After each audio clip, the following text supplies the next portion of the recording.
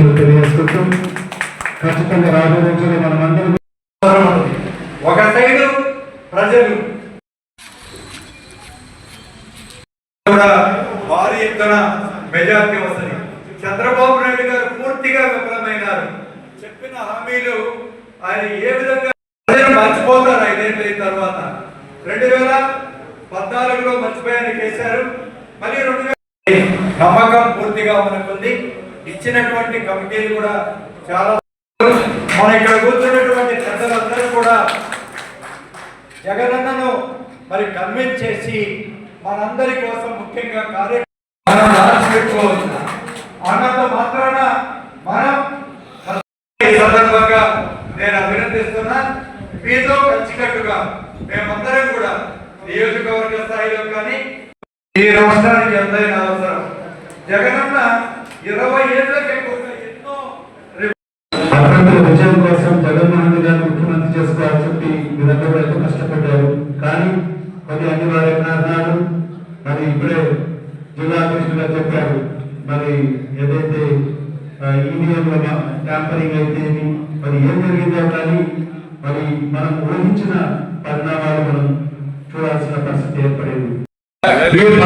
నాయకులు కానీ లేని వారు కానీ జగన్మోహన్ రెడ్డి గారి తర్వాత వైఎస్ఆర్ కాంగ్రెస్ పార్టీలో అందరూ కూడా సమానమే, అందరం కూడా కార్యకర్తలమే.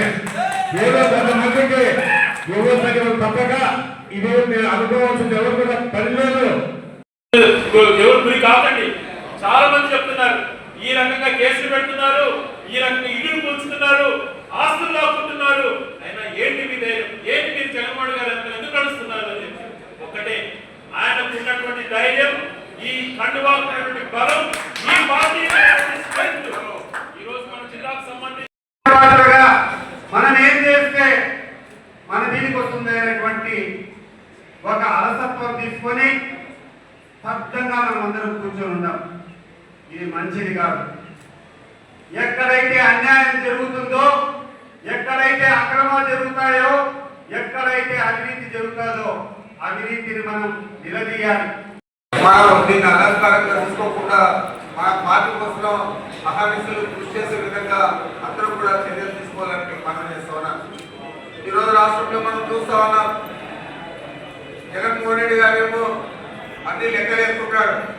నేను చెప్పిందే చేయగలుగుతాను, నేను చేయలేదు చెప్పను అని చెప్పి చెప్తారు. మరి అది మన 2014లో పక్క గడపటి గోదావరి క్యాంప్ మా జిల్లాలో జరిగింది. అప్పుడు శ్రీకాళహస్తిలో ఆయన లాస్ట్ రోజు బస్సు చేశారు. బస్సు రోజు నెల్లూరుకి వెళ్తారు.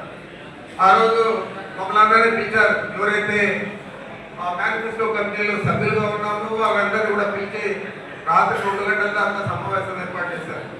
నేను ఎంతసేపటికి రైతు రుణమాఫీ చెప్పాలా, లేదంటే అర్థమన్నా మనం చేస్తామని చెప్పాలా? మీరు చెప్తే నమ్ముతారు, చంద్రబాబు నాయుడు చెప్తే నమ్మరు.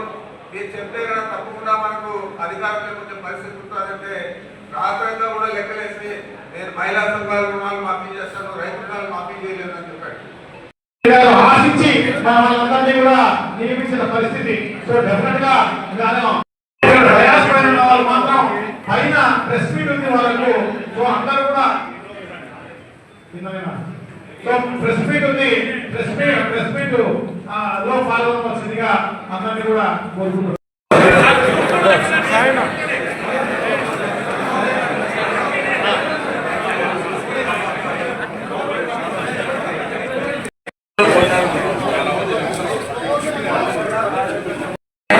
ఇటు చూడండి అన్న.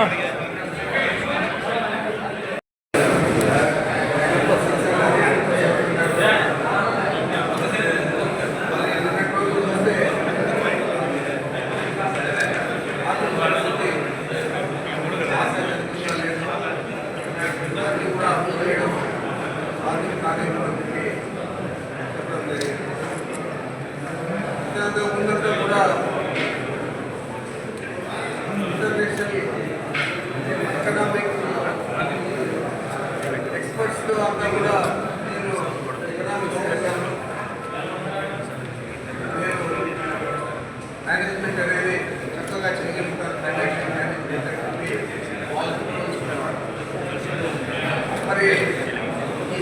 ముగించే ముందు మీకు తెలియదా ఈ రాష్ట్ర ఆర్థిక పరిస్థితి మనం చేయగలుగుతామా చేయలేమా అని చేసేది ఉంటే చెప్పింది చేసేవాడు జగన్మోహన్ రెడ్డి.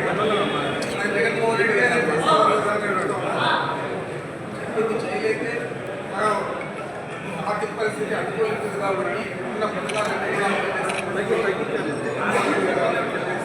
నేనేమో చెప్పిన అబద్ధం మీద అబద్ధం చెప్పి పిల్లలందరినీ కూడా మోసం చేసి జగన్మోహన్ రెడ్డి గారి విషయంగా 2 లక్షల పోలీసులు కుటుంబానికి వస్తూ ఉంది, 5 లక్షలు ఇస్తూ ఉంది. అలాంటి కుటుంబం ఆలోచన చేసి నాకు 10 లక్షలు వస్తారు చంద్రబాబు వస్తే ఆయన లెక్కలు వేసుకొని 5 లక్షలు వస్తారు 15 లక్షలు వస్తారు. మరి ఏమైంది దస్తాలు అడుగుతున్నాం. ఈరోజు మీరు చేయలేదంటే మరి ఇలాంటి వ్యక్తులను రాజకీయాలలో కొనసాగించవచ్చా అని చెప్పి ఈ రాష్ట్ర ప్రజలకు కూడా ఆలోచన చేయాలి. అబద్ధం చెప్పి అధికారం రావడం అనేది చాలా దుర్మార్గం. రాష్ట్ర ప్రజల మనోభావాల మీద వారి వ్యక్తుల మీద రాళ్ళు వేసేట్లే అని చెప్పి కూడా మరి నేను భావిస్తాను. ఈరోజు చూస్తే 7 నెలల్లోనే 1.19 లక్షల కోట్లు అప్పు చేశారు. మరి ఏ ప్రాజెక్టు కట్టారు, ఎన్ని ఉద్యోగాలు ఇచ్చారు, లేదా ఏ సంక్షేమ పథకాన్ని అమలు చేస్తారు, ఏది కూడా చేయకుండా కేవలం మీ డబ్బంతా కూడా మీకు ఎక్కడ ఆదాయం వస్తుందో అక్కడ ఖర్చు చేసే విధంగా ఈరోజు క్యాపిటల్ చుట్టూ మొత్తం కూడా ఖర్చు చేయడం జరుగుతుంది. మరి ఇంత దుర్మార్గంగా రాష్ట్ర ప్రజలను మోసం చేసి అప్పులు చేసినవన్నీ కూడా తీసుకొచ్చి మీ సొంత లాభం కోసం, మీ సొంత సంపాదన కోసం గమనించాలా. అదేవిధంగా ఈ హామీలన్నీ కూడా ఏది కూడా నెరవేర్చలేదు. మనం చూసే 5 సంవత్సరాలు ముఖ్యమంత్రిగా ఉంటే జగన్మోహన్ రెడ్డి గారు 2 సంవత్సరాలు ₹1 ఆదాయం లేకుండా కరోనాతో మనం ఎంతో ఇబ్బంది పడ్డాం. ఎంతోమంది మిత్రులు, కుటుంబ సభ్యులు అందరినీ కూడా పోగొట్టుకున్నాం. మరి అలాంటి కరోనా సమయంలో కూడా జగన్మోహన్ రెడ్డి గారు ఇచ్చిన తేదీ ప్రకారం ప్రతి సంక్షేమ పథకాన్ని అమలు చేసిన ఘనత